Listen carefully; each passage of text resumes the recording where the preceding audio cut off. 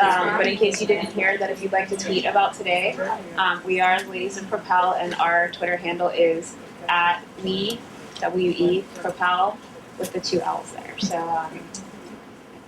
happy tweeting.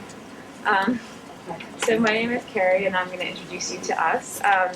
So Propel was created by Emily, Kate, and myself to help women entrepreneurs take flight.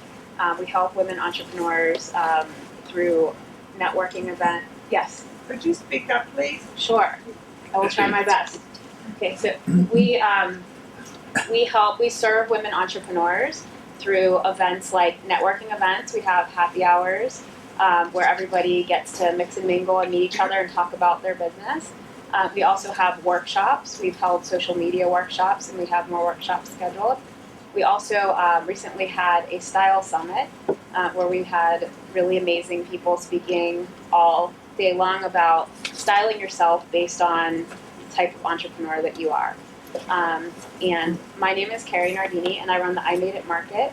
I also do marketing services for artists as a part of a group called Indie Foundry. And has anybody here heard of I Made It Market? Mm-hmm. Great. So come in December to our holiday market. And basically we're an indie craft fair that travels around Pittsburgh and the region, offering artists an opportunity to sell the things that they make by hand. And I would like to introduce you to Kate, to Emily. Yeah, I'm gonna go. My name is Emily Levenson. Some of you might have known me on Twitter in the past as the Reluctant Veggie, Subu. I've had probably 10 different Twitter handles. But this is the one I'm sticking with. It's my name. It's not going anywhere. I am a holistic health coach, business coach, rainbow maker, Propel lady, co-pilot. So I wear a lot of different hats during the day, and I am also really passionate about social media and just love it. This is where I live. This is really the main way that I market my business and my services, and I really just do it because I love it. I have fun with it. So we hope that some of our tips today are going to kind of help find that passion as well in social media and really using this as a powerful tool for your business. And my name is Kate Stoltzfus, and like Emily, I do wear a lot of hats myself. I wish I could tell you I had just one job title, but in addition to Propel, I work along with my husband at his business called Plum Media, where we make websites. Just in short, we make websites. And I'm also editor and founder of a blog called The Inspiration, where I'm on a mission to interview 100 Pittsburghers in their 20s and 30s. I'm on number 63 right now. I guess a couple interviewees are in the audience today, so it's great to see you guys here. And I'm also recently a new project I'm working on is I am the host of Creative Mornings Pittsburgh, which is a breakfast lecture series happening once a month. We are hoping to launch on December 14th at the Warhol. It's a 20-minute presentation on inspiring topics, and breakfast is included and is absolutely free to attend. So hopefully you will be checking this out as well. But today we are here to talk about your online presence, and we are going to be sharing with you 5 tips to creating an irresistible online presence.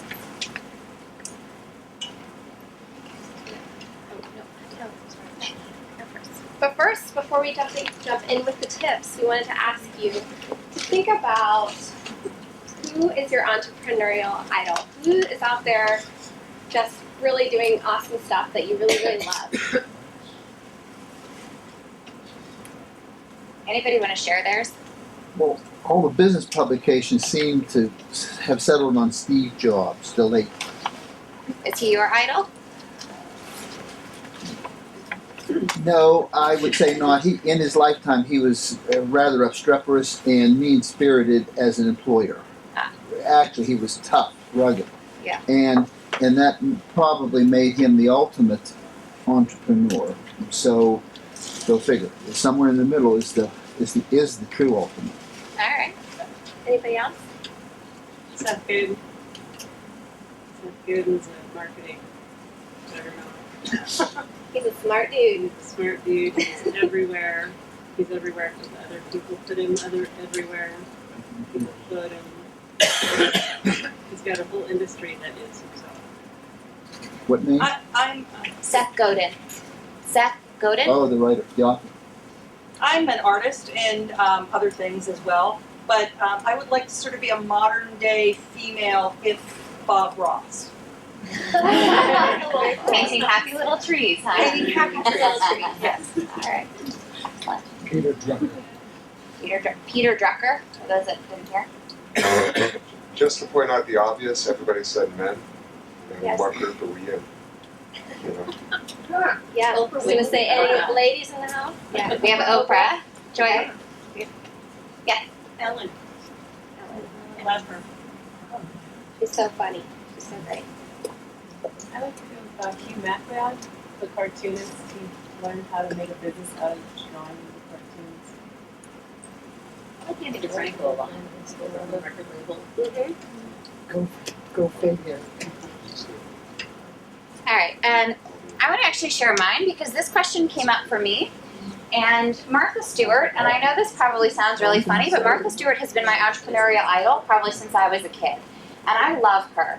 And not because she's known, not because she went to jail, not because she's, known to be kind of a mean, hard kind of boss or shrewd businesswoman, but really because she found a way to combine every single one of her loves, talking about crafting, cooking, healthy living, all of those things into a thriving billion-dollar industry. And that, for me, as somebody who loves to craft, somebody who loves to cook, and who cares deeply about health, she, for me, and I couldn't figure it out for a long time until I did a worksheet and a workshop around who my idols are and why does she keep coming up for me.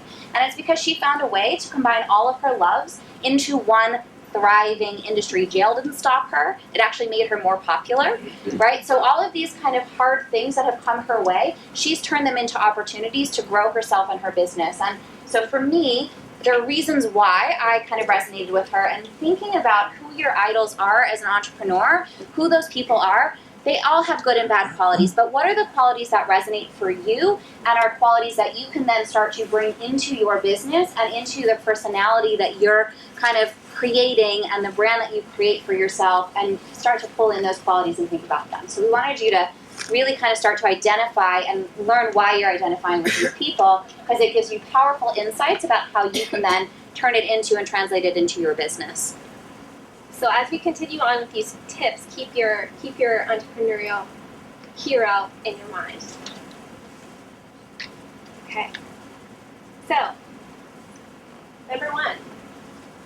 This one may seem obvious, and we're going to probably be touching on this a lot today, but let the real you shine. I think a lot of times people get on Facebook or they get on Twitter and they think they have something to prove, or they're supposed to be somebody else, or you're supposed to act a certain way. But in my opinion, I think the people that I relate to most, you can tell that there's a human. There's a human there with feelings, with goals, with ambitions, and you're sharing your whole person online.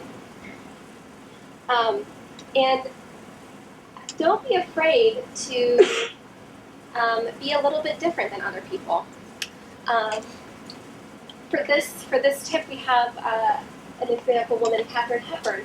She wore pantsuits at a time when nobody else was wearing pantsuits. It was kind of culturally bizarre, or just like not normal. And yet, once she started doing it, loads of women started doing it. She didn't really care. She was comfortable in pantsuits, and so that's what she rocked. And so I've always admired Katharine Hepburn for that. She also has a great portrait in a gown. A great portrait in a gown? Yes. She looks great in gowns too. She can wear anything, right?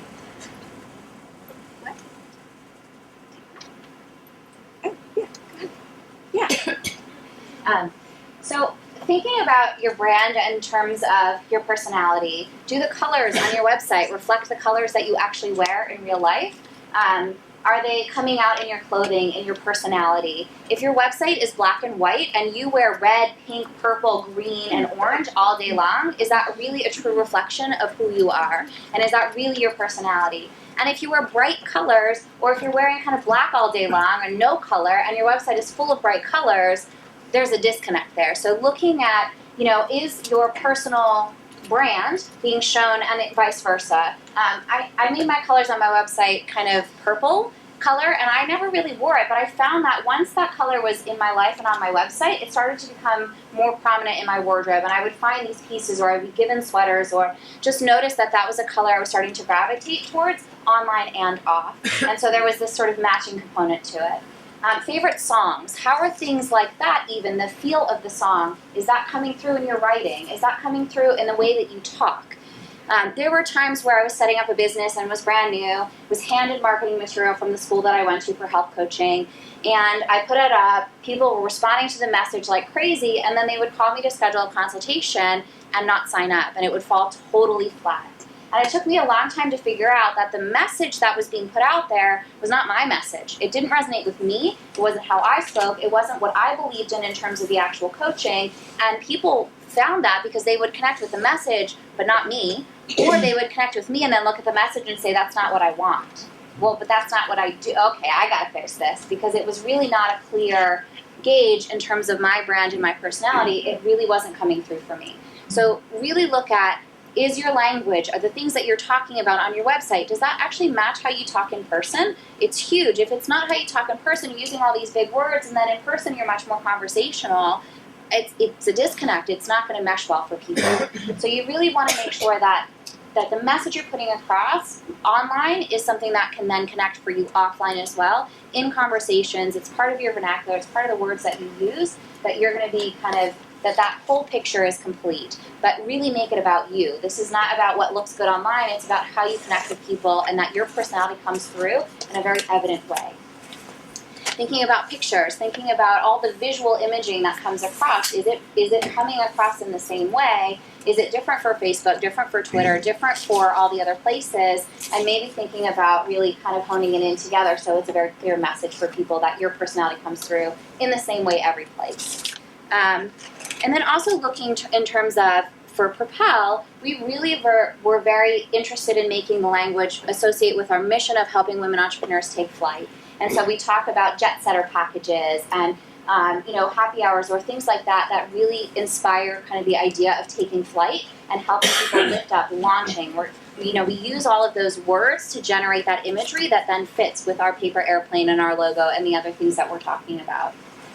Do we want to show Coca-Cola? If you look at Coca-Cola, this brand, I could say the word Coca-Cola and you would be able to pull up what their logo looks like, right?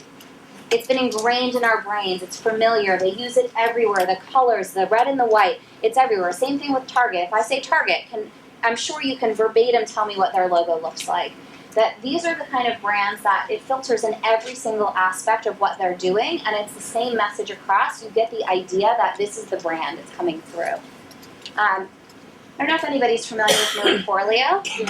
She is a business coach, and she is a personal favorite for us. But her personality comes through in every single thing she does. She's not afraid to make it personal. She has goofy pictures. She has stylish pictures. Her videos bring across the same message. The actual kind of Q&A Tuesdays, the video posts that she does, her personality is littered through all of it, and that is why she is so successful in terms of her coaching practice. She's a 7-figure coach. She's figured this stuff out in terms of the marketing. She gets it.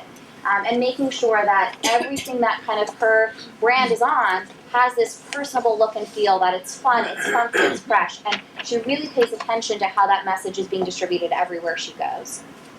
And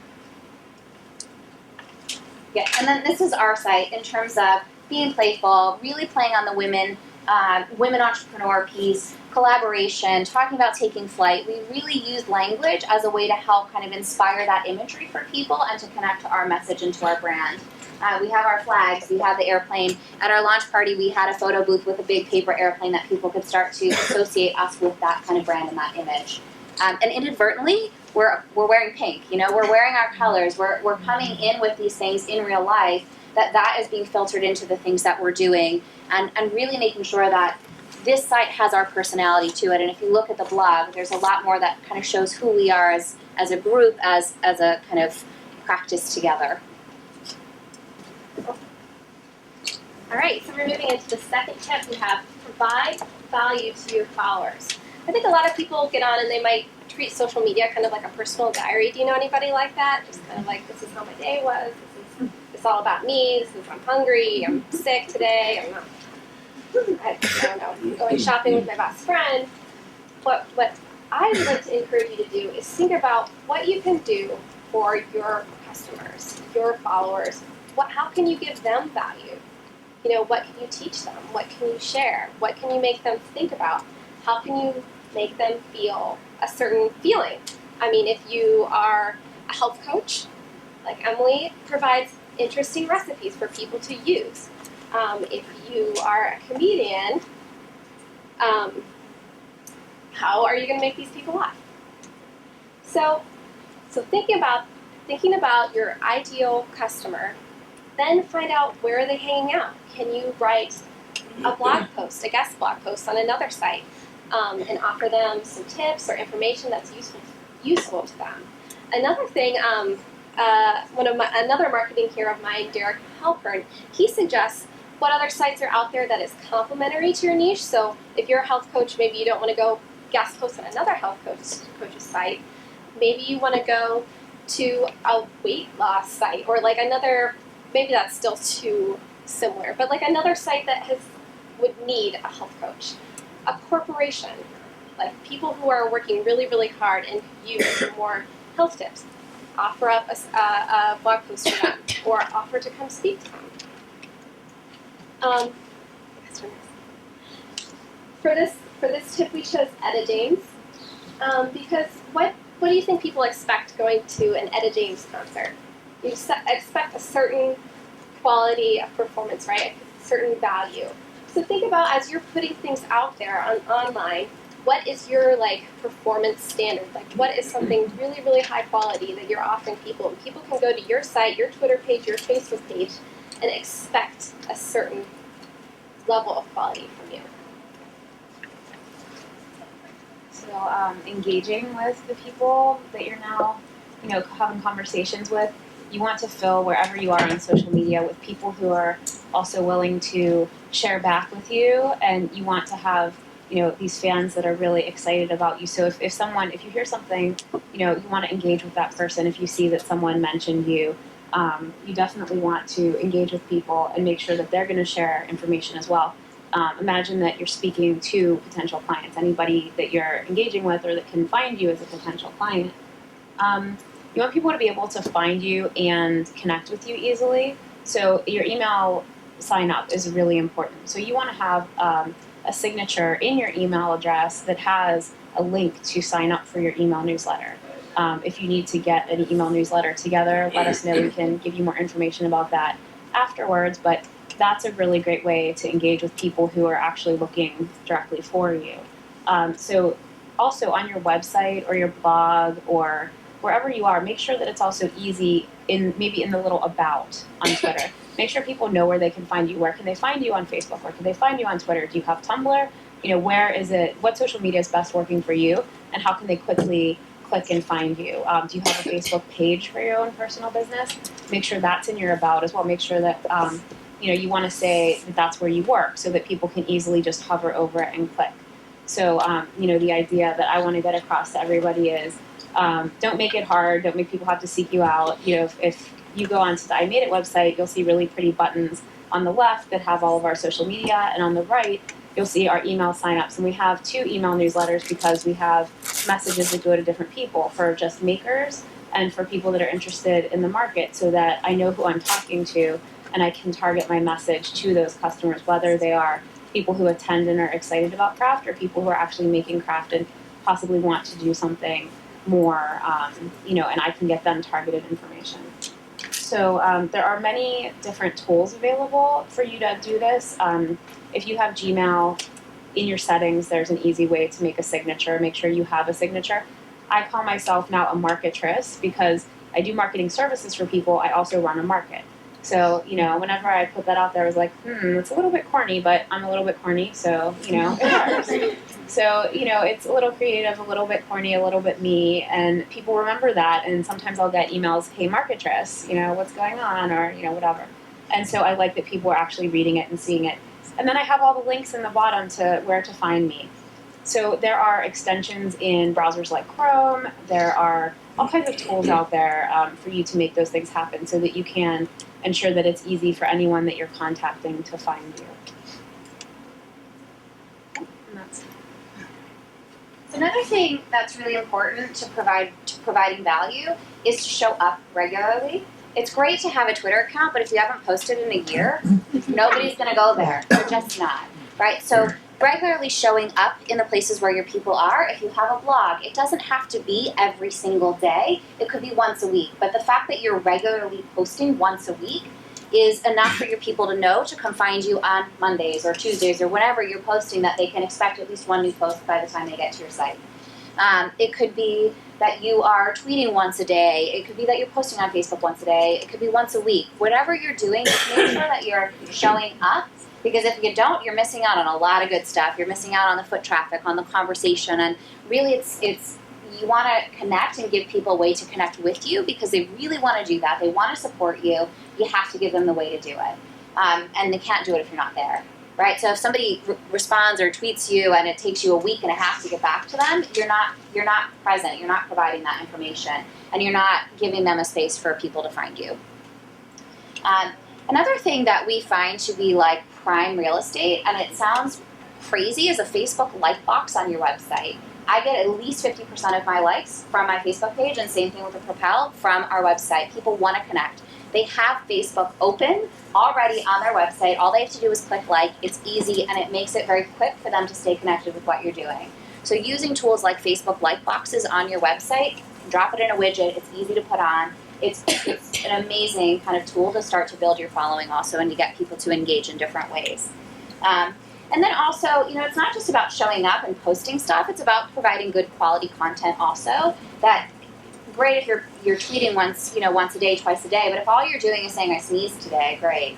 It's not good quality content. Your people aren't going to want to pass that on or share that for you. But really showing up and providing good quality information. It's one thing to write, it's one thing to write well. And people really will start sharing things when there's good content, it relates to them, it has meaning to them, that really kind of being present in a good, positive way is better than being present in a way that says, here's what I ate today, I sneezed, oh my god, I'm getting sick. Oh, did you see that great movie trailer? I saw this commercial.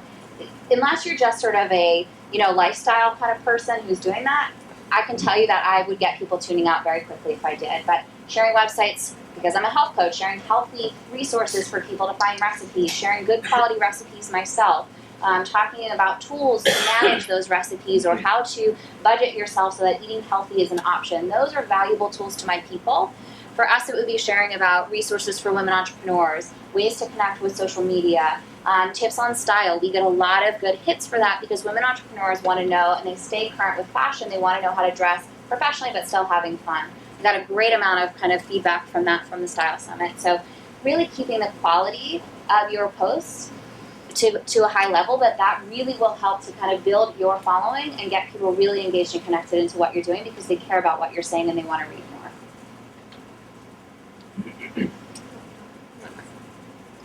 Okay, number 3 we have here is engage with purpose. I think, okay, so we talked about, all right, so now you're not just talking about your personal stuff. We want to talk about... Sorry, everybody. My finger got Sorry. away from me. You want to talk about things that you're offering value to your niche, but do you know who you're talking to? Do you know who you want to get this message to about your business? A lot of times we've talked about, okay, who is Propel's ideal woman, ideal market, and it's a woman. She's in her 20s and 30s. She has a business already, or she's thinking about having her business. She's looking for a community. She's looking to learn more. She wants to relate to other women entrepreneurs. So every time we put on an event, every time we do a networking event, or even as we post things on social media, we have her in mind. In fact, we could even give her a name. And I'd suggest maybe you would give your ideal client a name and be thinking about her as all the time as you put things out there. Because you're hoping, as you're putting this information out, that people will come to you. And we've definitely experienced this with Propel as we've been offering workshops, offering happy hours, etc. We've really created this awesome community, and they interact with our posts, retweet things that we put out there, and we would be nothing without our community. So that's something that we really, really focus on, is engaging. and just to, in terms of, Kate gave you kind of who our ideal person is. If you come to our events, you will see that ideal person in our room. We have young women, and I say young, I'm one of them, but women in their 20s and 30s who are engaged, who are, at one of our happy hours, we had 7 women say that they had just quit their jobs to go full-time to be entrepreneurs. We have other entrepreneurs. We have this community that we've built, and people say that one of the reasons they love coming to our events is that connection and collaboration that gets built with our people in our community. And it's because we know who we want. We know who we're looking for, who our ideal person is, and because of that, we can shape who comes into the door. And we know we're doing it right because we're getting the exact woman in the door of who we're targeting in terms of who our ideal client and customer and kind of community member is. Right, and that doesn't mean to say that some people that come don't necessarily fit into that profile, and we welcome everybody at our events. But I think the key piece here is that we are so clear in our marketing who we are talking to that we have attracted our ideal client. And I hope that as you put your information out there that you are thinking about your ideal clients and you can attract them to you as well. And for this tip, we included Lucy. Who doesn't love Lucy, right? I don't know. As I think about Lucy, I think about how much she engaged people and how many people love to watch her show because they love to laugh. They're looking for this experience. They're looking for something fun. They're looking for escape, something light, something funny. And she knew it, and she capitalized on it and created an amazing show. So think about what's your laugh, what's your key piece that you're offering to your followers that they're going to want to come back over and over again.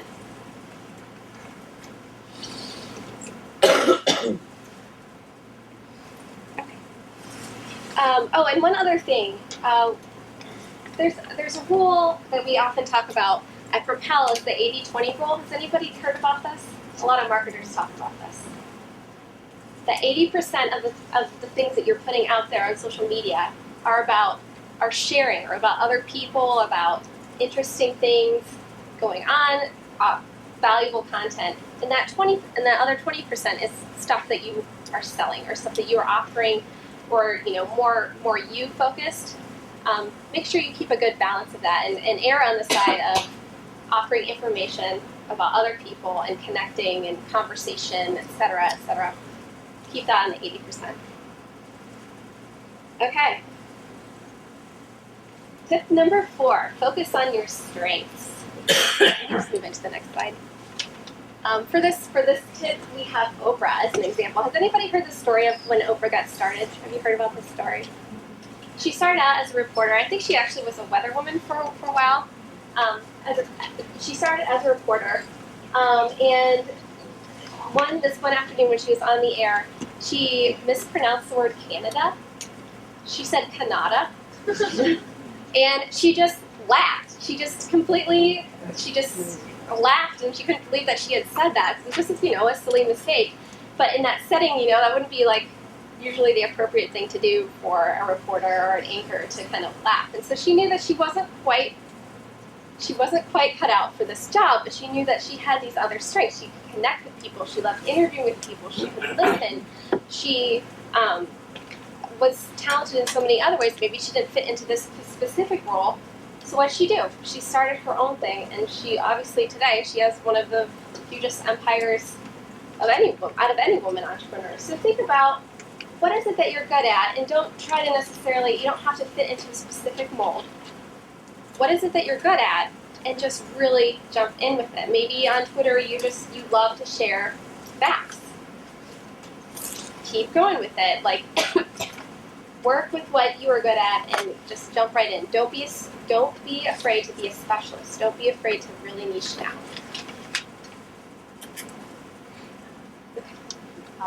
And then also, sometimes people have the feeling they need to jump right in and do every single kind of social media. Maybe you decide, okay, I have my personal presence, but I'm ready to start my business. I need a Facebook page. I need Twitter. I need Tumblr. I need Instagram. I need a blog. But, that could suck up all the time that you're taking working on your business. So think about where your people are and where you're most comfortable. If you're not as comfortable with Twitter, if it's overwhelming to you, start with Facebook. If Facebook seems a little bit, too much for you, too much sharing, you don't want to put photos up, work with Twitter. Just start where you're comfortable, start where it's the most natural for you, instead of thinking that you have to do it all at once. And then as you continue to work and engage with people, you'll slowly get to where you need to be into exactly the right places. And on that same line, it's also thinking about where does your target market live? If your target market is 50 plus women, baby boomers, who are looking for what to do with their kind of retirement, they are not likely to be on Twitter, right? They don't live on Twitter. The average user on Twitter is about 30 to 40. So you're missing your mark if you're going to find them on Twitter. But they probably live a lot on Facebook. They probably live in chat rooms that have to do with baby boomer kind of topics on those websites. So see where your people live.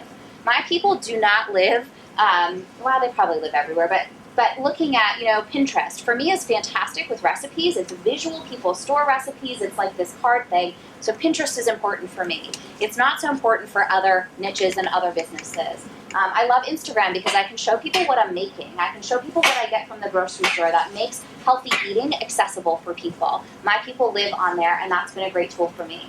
Facebook hasn't been as good of a tool. So I learn from that. I post what I can, but then I also spend my effort in the places that are giving me the most return, because I really want to know where my people live, and I'm finding that it's on visual sites like Pinterest and Instagram. I'm finding it's on Twitter, and not always as much on Facebook, although there's still kind of a good subculture there, but not as much of my time gets spent onto Facebook. So looking at your people, who are you trying to reach, and where do they live? And it could be that they live online on a very specific blog that talks about bacon all the time. Right? If you're selling bacon wallets and you want to niche to people who are going to buy your bacon wallets, probably a really good idea to find food blogs that post thousands of recipes about bacon. That's your ideal crowd of people. That's where they're going to be. They may not be as easy to find in other places, so really look at what's driving your people. What do they like to do? What are their interests? And how do you then kind of fill in those spaces in their online space and become a more visible presence for them there? So we're going to go to tip number 5, which is take consistent action. And I'm going to talk a little bit about dedicating your time and focus and your message as you're taking that action. Sometimes it becomes overwhelming to decide how much time to spend where, how to get your message out best. There are lots of tools available now. A lot of people use Hootsuite. Now Facebook has the tool that you can schedule posts on pages through Facebook itself, and that's actually a best practice. But if you find that you need to schedule things, everything at once, there are great tools that can push it out on multiple platforms at the same time. You just have to keep in the back of your mind that you know where you did and what you did, so that you can keep a handle on things. Don't schedule like a month out and just let things go, and then say Frankenstorm shows up and you're talking about something really light and frivolous, and there's massive power outages.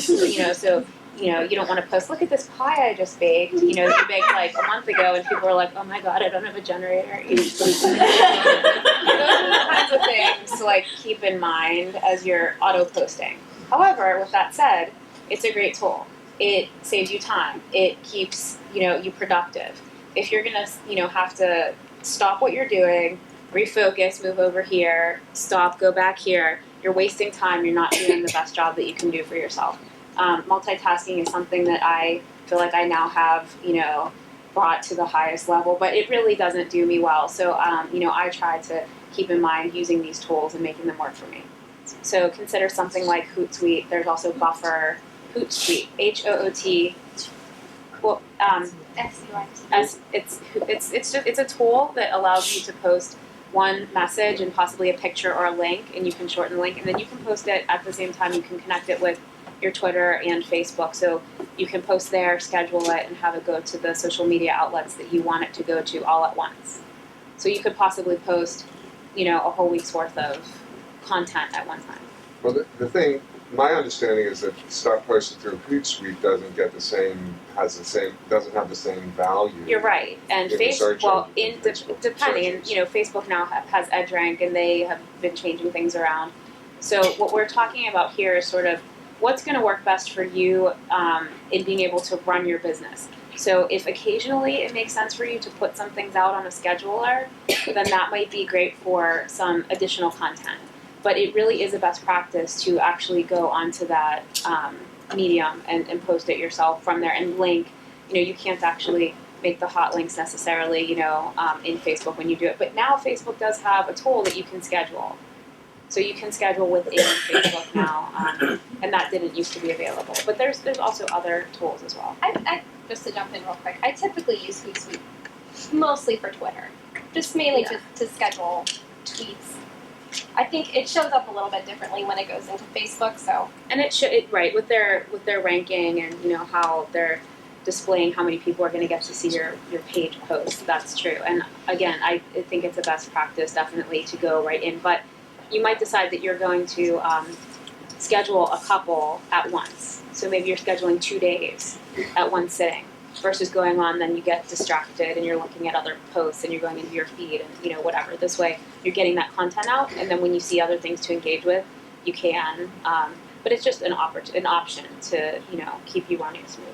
Yeah, and one more piece about that, and I sort of will let this one go. But when I'm doing kind of campaigns to sell products or to launch a teleseminar, things like that, I will schedule tweets out for the entire month so that because I don't think about it. I'm sort of a tweet as it's happening person, and if I don't schedule stuff out for the marketing stuff, it actually gets lost for me. But because I do enough of the day-to-day, here's what's going on in my life, I tweet probably 100 tweets a day, that the scheduled ones, if I schedule 4 tweets in the day, it kind of gets buried in with the other stuff, so it never looks like I'm just scheduling out marketing stuff and fire hosing and saying, look at me, here's my stuff, buy my stuff, sign up for my seminar, here's my stuff, look at my stuff, buy my stuff. That it's never that kind of approach, but really for me it gets mixed in with the stuff that I'm always doing day to day, but I personally don't have the memory space or the capacity to sit down every single day and say, okay, at this time I'm going to tweet about this campaign and I'm going to say about this. I hope people sign up for my workshop. I want to get it done for the month and then, be able to free up my time and space to do it for other things. So something like Hootsuite is really fantastic because I can look at the calendar, I can see what tweets I have for each day, how that's shaping out, and then be able to fill in the gaps with the other personal stuff, the fun stuff that I like to tweet about anyway. And hand in hand with all of this that we're talking about is having an editorial calendar. I was an English writing major in undergrad, so editorial calendars are something I really enjoy. You can look for templates you can just Google editorial or blog or social media calendar, and there are templates out there that you can use. You just have to find what works for you. It might just be that you make a Google Doc and you make a table and you say Monday, Tuesday, Wednesday, Thursday, however it's going to work for you. But this is a good idea if you have specific content that you have ways that you want to stream that out. If you write a blog post and you want to share that specific link to that blog post in various different ways, or if you have a guest post somewhere, having an editorial calendar is going to help keep you on task. It's going to help you understand what kind of content you're putting out there and when, so that if you have a product launch, that you're mixing that in with the rest of your content as well, and you can see you have a better idea. You're more organized. So I suggest that you have that you locate an editorial calendar or create your own that can work for you. We did really talk a lot about your target market, and we're getting kind of close to a question answer time, so I would want to kind of skip that. And then post, this also is sort of reiterating what I've already said, but post where your people are. If you're limited on time, post where the people are living that you're speaking with. So, I find that for our I Made It, we have really great interaction on Facebook. And because photos are really important to crafters, that's a good place for us to be. We do get some engagement on Twitter, but we're more Facebook centered. So, I spend the bulk of my time on Facebook rather than Twitter whenever I have to make decisions on, where I'm going to engage with people. And for this example, we chose Billie Jean King. Mainly just about showing up, practicing. Like, how did she become an awesome tennis player? She practiced a whole lot. So it's the same thing goes with social media, with your marketing, with your brand. Show up, try stuff, practice. And one more thing that I guess I'll touch on, sort of along with what Emily said, is focusing your message. It's cool to be and to share different things that you're interested in, but if you want to become a go-to person for someone, if I'm looking for a recipe, without fail, I go to Emily's blog or to Twitter to see what's up. So I know where to go, and I know what to go to her for. I also think she's a fantastic web designer. So if I'm looking for, for some style inspiration, I'll go to a site that Emily's created. So, and then whenever we talk about, how Propel came to be, really this focusing your message, we all met because Kate interviewed Emily and myself, and Emily and I had met previously, and we knew that we wanted to do something together, sort of in this realm, and it only really came about whenever we came together with Kate, and that's kind of a very short version of how Propel came to be, but that all is attributed to the focus and the message and knowing who you're going to and what they're doing. And so I think that that's definitely a best practice for you working as entrepreneurs, is to make yourself that person. So in conclusion, going back to that entrepreneurial hero, as you think about that person, how do they rate at doing some of these things that we talk about? Does some of this stuff line up? Are they doing some of this? Yeah. So we encourage you today to, take a nugget or two from this presentation, show up, keep putting yourself out there, keep adding value for your clients, and most likely you already are. I bet you're a hero to many people out there, but my guess is if you keep going at it, you will definitely be an entrepreneurial hero of your own. So that's what we have for you today.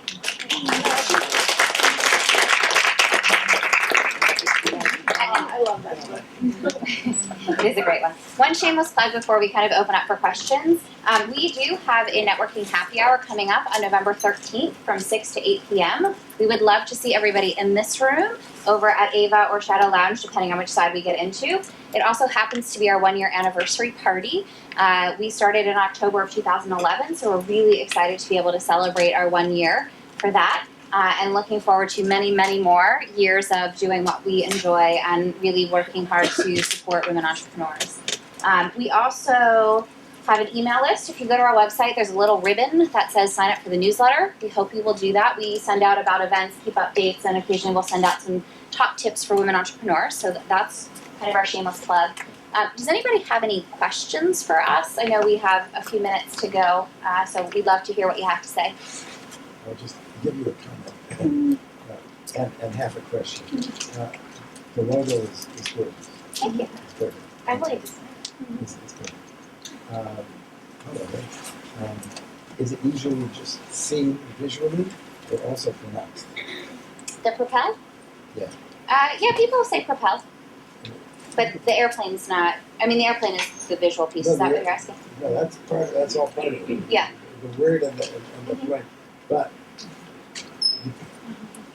do people pronounce it or see it? Because when I look at it, when I see it, that's one thing. But if I want to pronounce it, I'm tempted to say propel that. You can say that. You can say that whenever you like. That sounds fabulous. That may not be what you're thinking or what you mean. But that's the Yeah. It's some European suggestion. Italian and French. Or That's- French. The French is L, That's right. which is why we used it. Yeah. all that. Italian, French. Yeah. But that's just a comment. Thank you.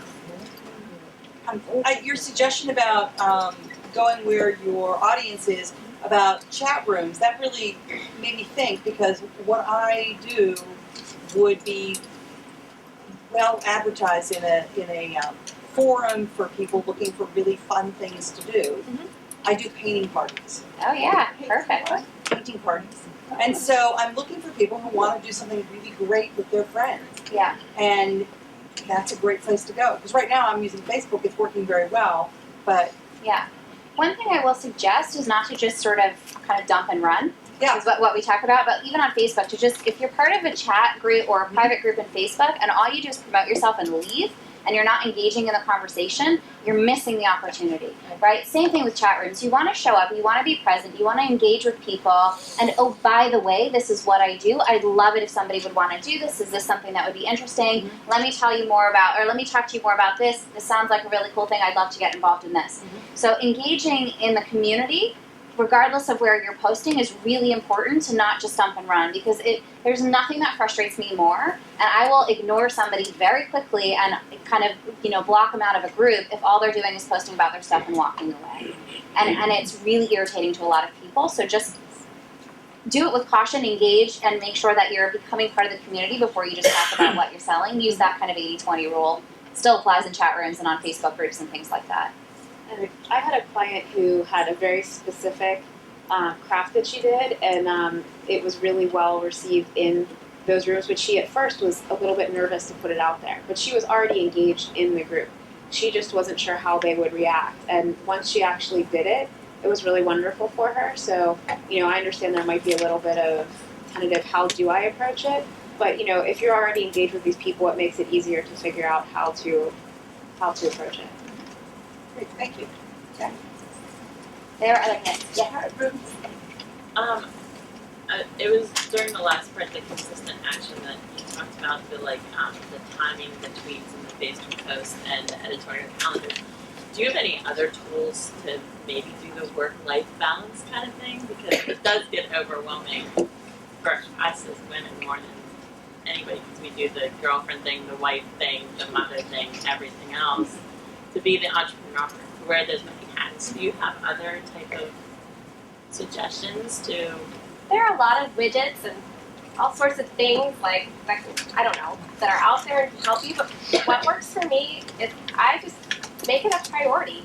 I block out, a half an hour every morning, and I really think about my business, my blog, Propel, everything that's going on, and it's a priority. It's my livelihood. It's also my passion. It's what I love to do. And so, if that's part of what you want to be doing, you can make it happen, even with with everything else that's there. Because we're all busy. I know that. Yeah, I think finding the organizational tool, maybe, other than maybe not a client that works for you, but like an actual just worksheet or way that you can schedule your time and the functions versus getting lost within it. I have 3 businesses, a 15-month-old baby, a husband, and so that's what keeps me on track, and so I hear you.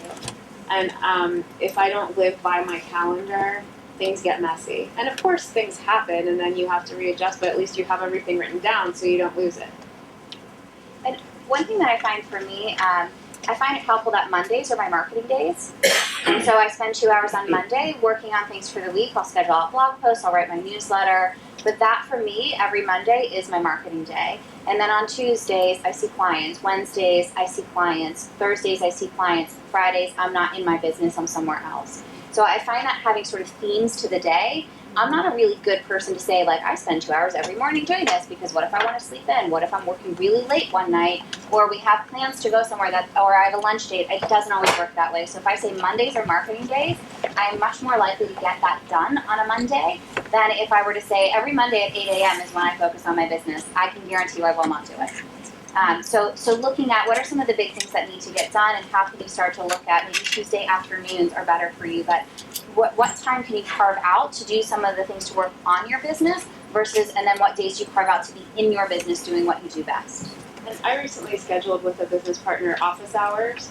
So it might be, if you don't want to knuckle down too much, you're just saying, okay, from this hour to this hour, I have office hours, and blocking all the other things off. You had a comment about chat rooms or a question? Yeah, I thought that sounds so like 80s or 90s. I didn't know they're still in use. I guess I could Google it. Yeah, they're still in use. Like for anybody who does handmade stuff, Etsy has huge forums that that people live in and spend. And I couldn't even tell you, when I was a crafter, I spent a good amount of time in there, and that was where the bulk of my sales came from. It was crazy, and I didn't think marketing to other crafters would do it, but just engaging with people, they would click on my shop, my icon, and be, looking around and moving into the things that I was looking at, that engagement transitioned into click-throughs into buying things. So we call them forums, chat rooms, whatever. It's the same stuff. Yeah. Other questions? There were a couple hands that came up. I was just going to add a little comment to that. One thing that's kind of worked for me, although I don't use this until I showed, is I set a timer.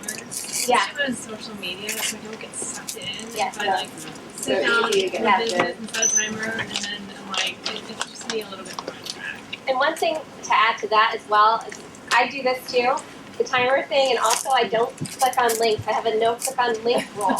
Because that's how you get in the rabbit hole, right? That's like how you just, and I've done it for hours, right? Don't click on the link. Thank you, everybody. Thank you. Have a great rest of the podcast.